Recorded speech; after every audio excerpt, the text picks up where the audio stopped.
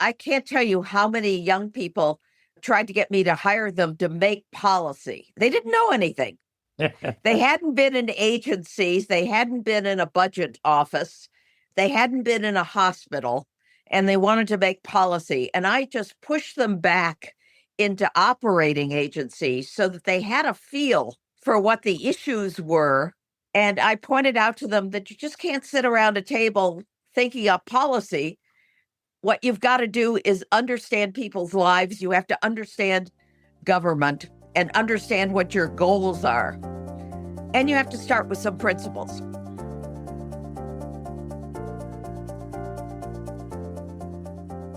Welcome to Management Matters. I'm James-Christian Blockwood. Today, we're zooming way out, not just to the next year or the next administration, but to the next 250 years. How must American governance evolve to meet a future defined by technological acceleration, demographic change, new security landscapes, and a citizenry with rising expectations for transparency and performance? To help us explore that future, I'm joined by two of the most influential voices in American public leadership. Donna Shalala, former U.S. Representative and Secretary of Health and Human Services, and Norm Ornstein, Emeritus Scholar at the American Enterprise Institute. Together, we'll look at what needs to be reinvented and rediscovered in American governance. Donna, Norm, welcome. Thank you. Great to be with you. All right, let's dive in. When we talk about the next 250 years, what we're really asking, what must government be to remain capable, legitimate, and trusted? From each of your vantage points, what do you see as the biggest challenges facing American governance today? One of the big challenges is whether the public actually is committed to government and understands the role of government and what government can do that the private sector can't do, that they can't do for themselves, that their state, local, and federal government needs to do. And some of that is related to equity. It ought not to make a difference where you were born or what your background is in terms of your access to opportunity, and government plays some of that role. It obviously plays a security role as well. So some of it is just trust in the role of government and the importance of government. Obviously, we're talking about the long term. We can't do it without referencing the short term. Michael Ludig, who is one of the best judges that we've had in many decades, a conservative icon, said just a couple of weeks ago that what's been broken will not be fixed. America will not be the same again. And that may be true for 10 years or 20 years or maybe even longer. And we can come back to what's broken and why. But I would add that even if we were operating on all cylinders, even if we had a government that was functioning in an ideal way, the challenges ahead are going to be enormous. And that's true for every government. The challenges from artificial intelligence, the fact that the global economy is not the same as it was through many decades when we had pretty strong stability, including in currencies, with trade, and in other ways. That's just not the same thing anymore. It's true in terms of the alliances, the stability we had for 80 years, peace and stability, that's gone now, and we don't know what will replace it. But of course, the reality is we're not operating on all cylinders. The constitutional system that we have is not really adequate to the future if we're able to keep it. And that's a big question that we will get to, I am sure. I want to just step back for a second and just start with the framework. What's been broken will not be fixed. Can we think of the United States as a country that's not necessarily broken? We've got a long history and a lot of accomplishments that everyone should be proud of. Can we think of it more as a concept or a country in progress and in work, and how to think about how to improve upon a foundation that's already strong? So if we're taking that framework, how would you talk about how government needs to reinvent itself? Really thinking, what does government need to do going forward and how will it look different? I think what Norm is suggesting is that the foundation is broken as well. This is not 30 years ago when what we thought we were doing was making government better, reinventing it in a sense that would make it more streamlined and more effective.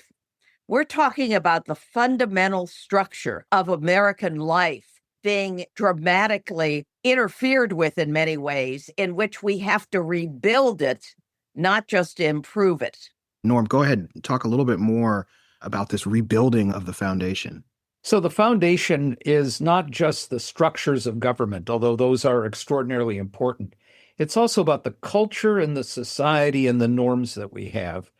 And I have been fearful for many years now that we were descending into tribalism. We, of course, have had political polarization, but we managed to cope with that and find ways to actually solve some problems.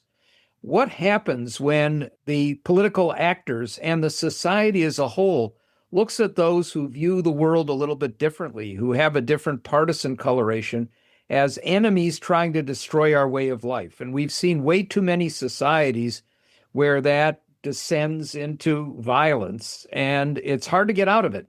Changing norms is difficult to do.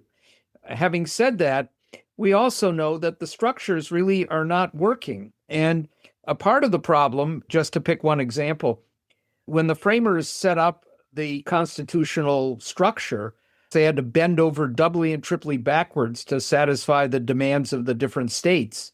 The ratio of population between smallest and largest states was about 10 or 12 to 1. Now it's more than 70 to 1. We're almost at a point where 70% of Americans will live in just 15 states. That means the Electoral College will get even more distorted if we have it. And it also means that 30% of Americans will elect 70 U.S. senators. And they're not representative of the diversity or the economic dynamism of the country. So we've got those issues. But we also have something that's near and dear to the hearts of both of you, of Donna and James-Christian, who have spent so many years focused on public administration. What happens when you blow up a civil service and challenge every area of expertise that has basically been the foundation of this remarkable society and our economic progress? Once those institutions disappear, once people who are fired or leave go and do something else, it's going to be hard to get them back. Nowhere is this more true than in the institution that Donna Shalala led as a model for every previous and future Secretary of Health and Human Services, where Robert F. Kennedy Jr. and his minions have blown it up. And how are you going to rebuild the FDA, the CDC, the NIH, the NIMH? Once all of those people have left, it's going to take a very long time. And you have to build some sense of trust that people believe the experts, the doctors, the scientists. And right now there's a war against science, a war against expertise, and that's not going away anytime soon. I don't know whether I'd be as negative as Norm about what the public outside of Washington feels about these institutions, as well as the individual scientists, for example. I believe that the American people still believe in science. And that will be demonstrated as they listen to their pediatricians about vaccines, for example. Washington may make these announcements, but in many ways, we're seeing people not listening to Washington, but listening to their local leaders, in particular to their docs in science, for example. I worry about what Norm worries about, but also it's not just the civil servants who have left. It's that the training grants are gone. Training the next generation of world-class scientists. If there's anything that I kept saying to the NIH leaders about, it's I care about your training grants. I care about who the scientists are for the next 250 years and what role the discovery of science plays in training the next generation of scientists. It's all about making deals. And whether they're making deals with universities or with countries, that's a very different culture than we've experienced before. As much as transactional government is underlying what we've had, we've never seen anything quite like this. But I worry about how you get the next generation of civil servants, how you get the next generation of kids that graduate from my alma mater, the Maxwell School, or the Kennedy School, or Woodrow Wilson, or Indiana University. How you get them to believe in government.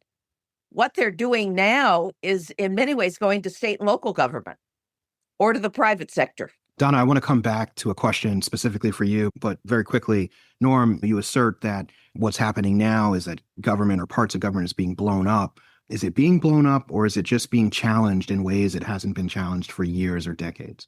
I'd say it's being blown up in many places. The military leadership is being hollowed out.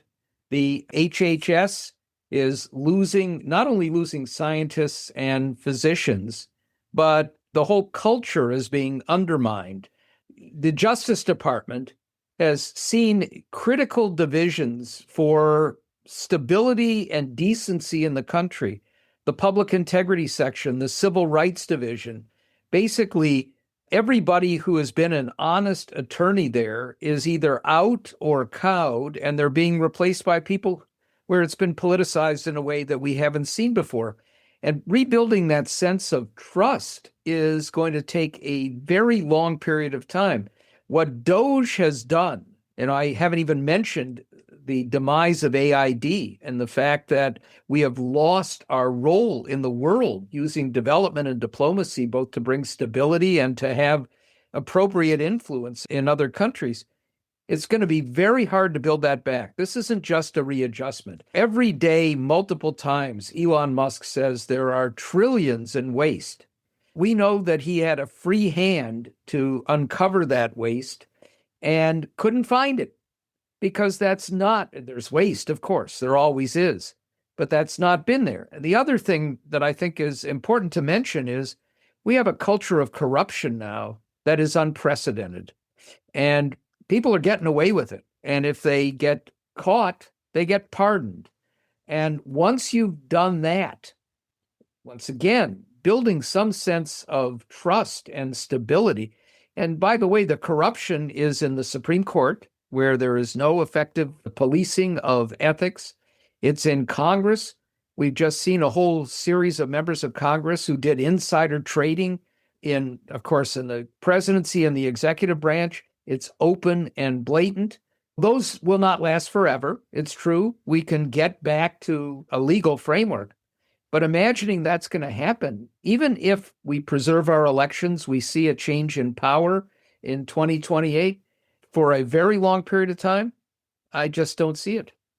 If I was going to look for an example of the weakening of government oversight, I would look at the weakening of the inspector generals.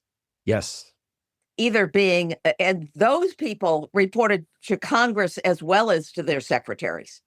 And if you've done what the Trump administration has done, and that is basically eliminate some of those jobs and weaken the role of the IGs or appoint people that simply aren't qualified, there's no internal oversight, let alone Congress moving away from their responsibilities. Let me just add to this and talk a minute about the Supreme Court. Through a series of decisions, the court basically hollowed out the enforcement of corruption.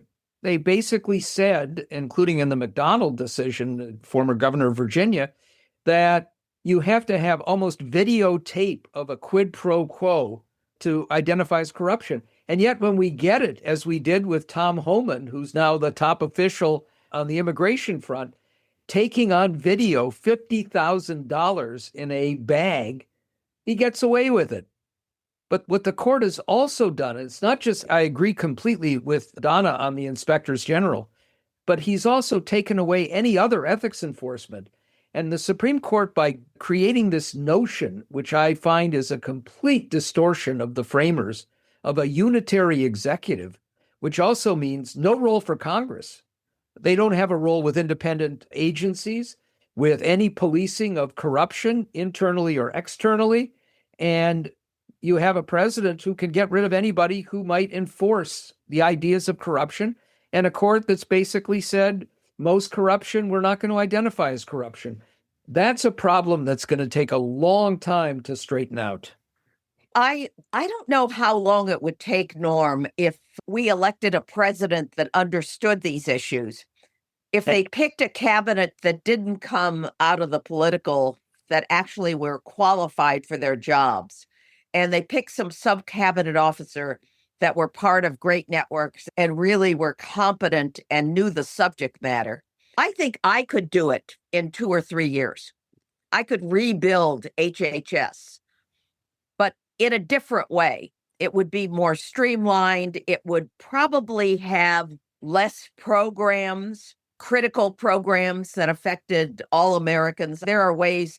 One of the things Congress has done is it's lopped on lots of small programs. And there are things that you could do that would streamline the government, that would make it more effective. And there is always going to be some expertise out there. They may be younger, but they also may be just as ambitious. So I wouldn't give up. I don't want to tell our constituency here that it's going to take decades, because while I think that this administration has done enormous damage, with congressional support, the next president could put a lot of it together, but not in the same way. And that's the question. What would you do if you had a free rein to put these programs together again, or put the commitments of the federal government together again? If you had an opportunity to think with the governors about what they should do and what the federal government should do. Well, Donna, we have that opportunity right now. I think everyone has to understand that we all have different roles to play. The executive branch and the agency leaders, they have a role to play in how they execute the orders of the president, and whether they do that effectively, efficiently, and in the bounds of the rule of law, and to serve the American people the best. Congress certainly has a role to play. They're the first branch. They have an opportunity to provide the oversight of what the executive branch does, and they can appropriate funds, and they can make a number of different restrictions or allow for more to happen through the executive branch. And Norm, you mentioned the courts. They have a role to play as well, interpreting our laws and ensuring that we have the right understanding of what boundaries we want to have for our society. And then none more than the American people having the opportunity to vote what they want in office, I think. But Donna, you keep going back to this next generation, and it's been something that you've done throughout your career and beyond here, where whether it's through the Maxwell School or here at the Academy, you have supported this idea of preparing the next generation for the challenges ahead. Let's talk about the culture that needs to exist, the tools that need to exist, the mindset that our next generation will need to adopt to really be able to make this transformational change that we're talking about. So where would you start? How would you help this next generation understand what's going on, the importance of it, and be prepared to help make a difference? I think that we'd have to recruit people that aren't incrementalists, that are willing to, as a group, think through what government should be doing. We can't put it together the way it was before. So we're going to have to follow some new principles about what's important to focus on for the first couple of years of the new presidency. And they're just going to have to be a little more fearless. And there are still civil servants in government that can be helpful.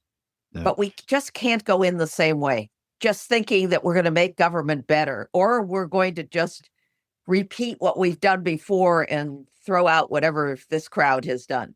And AI and technology and public-private partnerships and all of those things are part of not just reinvention or re-engineering, but completely rethinking what the roles are.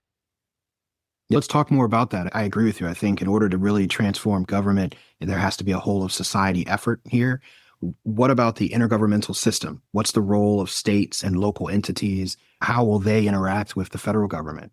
We've strengthened the federal government so much over the years that we've, in many ways, weakened the role of the states. They used to be the great innovators. We used to test out programs in the states. And I think if you look at what the states are doing, whether it's red state or blue states, they're doing some interesting things. The challenge I see there is we are increasingly gravitating towards firmly red, firmly blue states with radically different cultures. And we are going to have to try and find a way to create at least some sense of broader understanding that here are the problems, and we don't even have an acknowledgement of common problems. And here's what we can do about it. And what this administration is doing is, in many ways, bowing to states' rights on the one hand, but trying to blow up the 10th Amendment on the other by imposing its will on blue states. On the broader question, James-Christian, I think there's a healthy debate going on. I'm not convinced by the arguments of abundance, the Ezra Klein book. We can't just strip away environmental concerns and regulations or safety concerns and regulations and plow through and put major projects in place. We're not China in that sense, and we shouldn't be.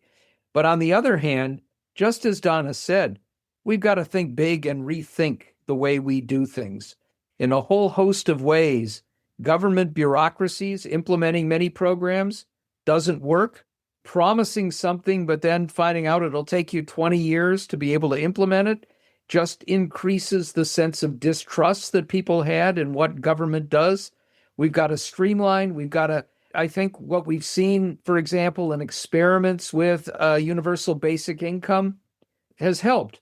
What we know is that when the Biden administration implemented the child tax credit, it reduced child poverty by 50% in a very short period of time. It did more with just that than the war on poverty, the Lyndon Johnson huge effort that was run through bureaucratic programs, was able to do. And we need those civil servants. We need the expertise. But I think we can have a healthy debate on how we go forward to create this sense of here's something that we can do. Here's what the federal government can do, what the private sector can do, and what we can do by giving more directly to people to be able to make their own decisions. And maybe we can come out of this on the other side, if we come out of this on the other side, with a different understanding of the balance of the roles of different levels of government and the public as a whole and the private sector. You know, Norm, the earned income tax credit had the same impact. Yeah. I'm a great believer, after spending years in government, in simplicity.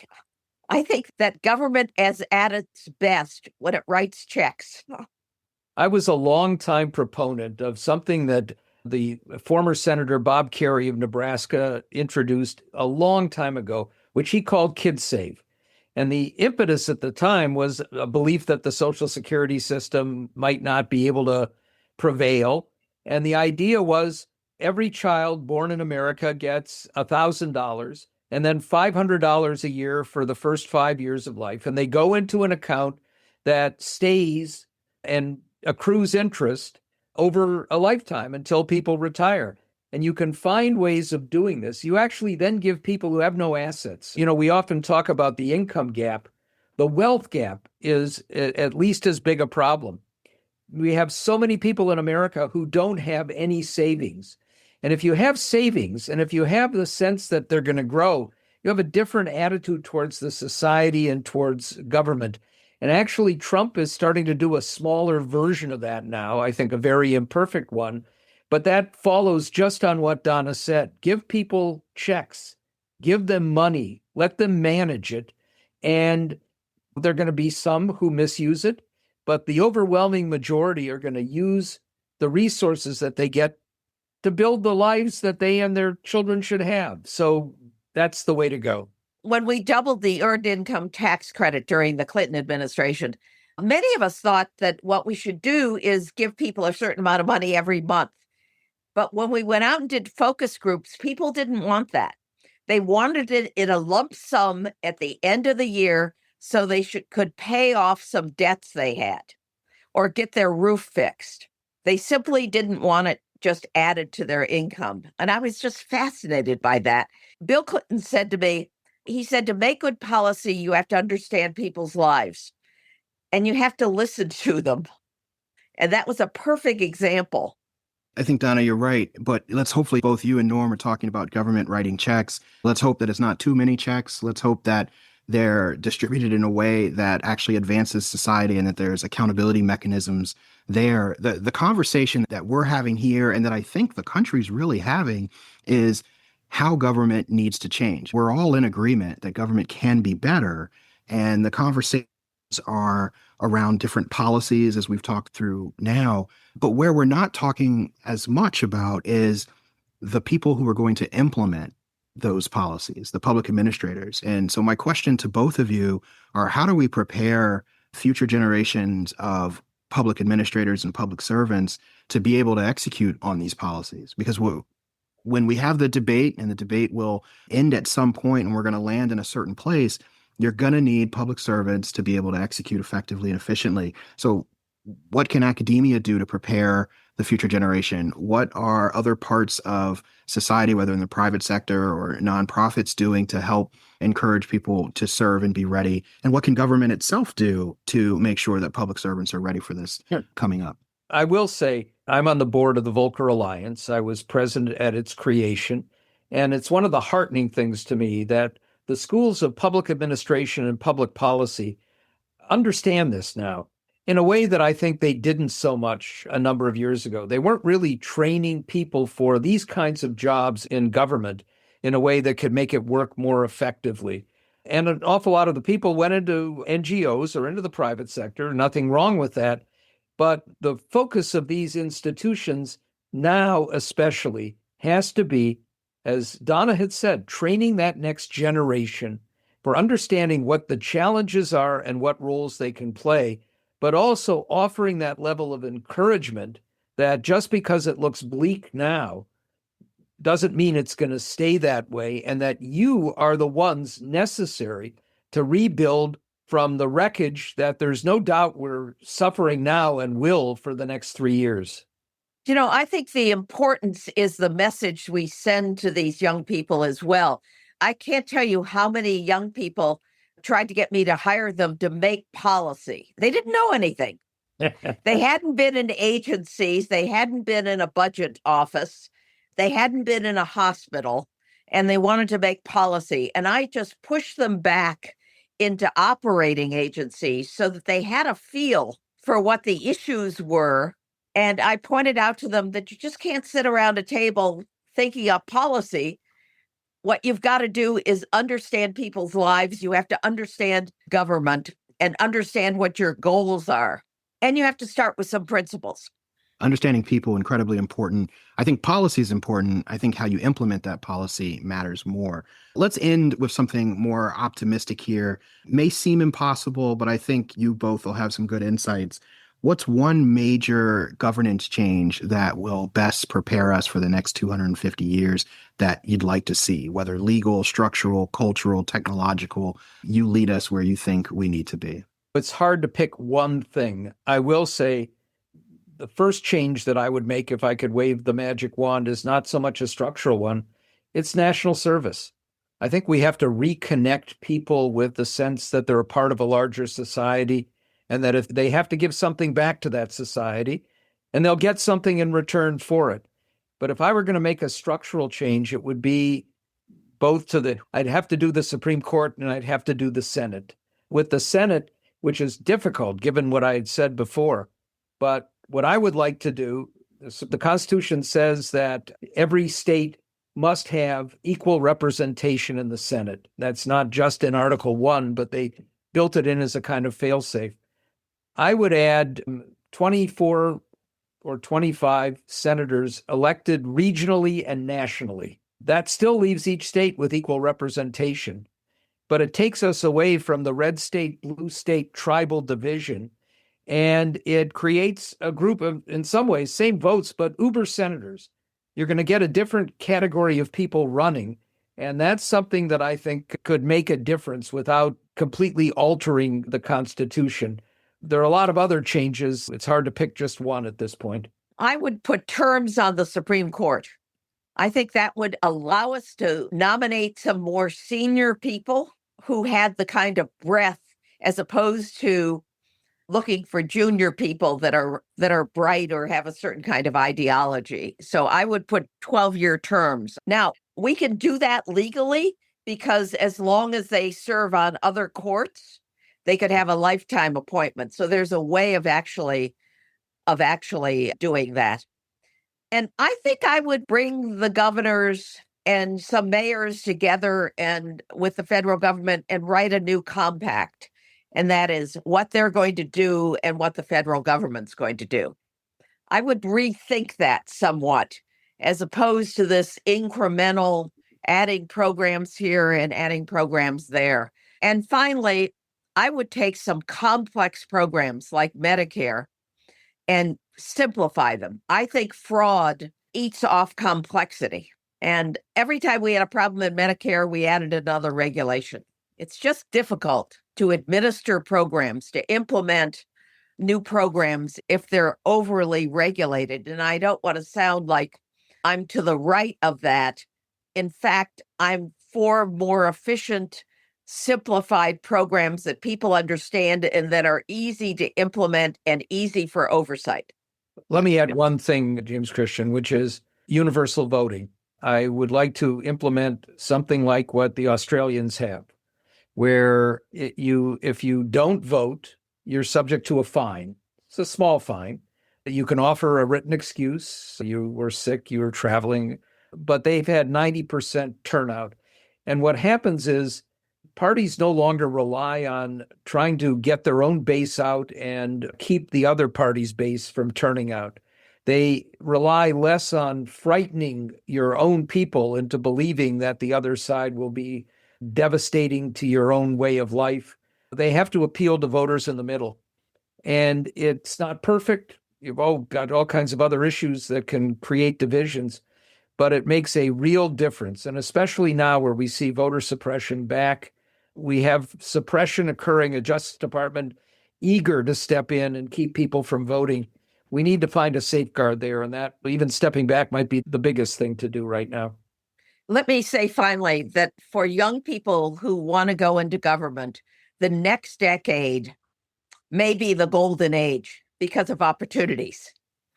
Get through this administration and the next couple of decades, wow. It may be as exciting as any 2 decades that we've had. Yeah.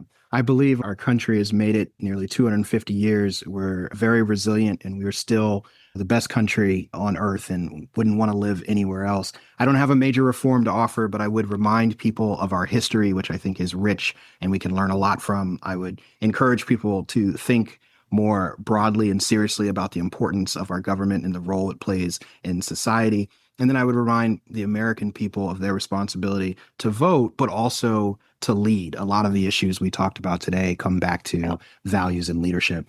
The next 250 years will test our institutions in ways the founders could never have imagined. But as our Academy's ongoing work reminds us, reinvention begins with people who serve, lead, and are willing to challenge how government works today so it can meet what tomorrow demands. Donna and Norm, thank you so much for this forward-looking conversation. You're welcome. Thank you.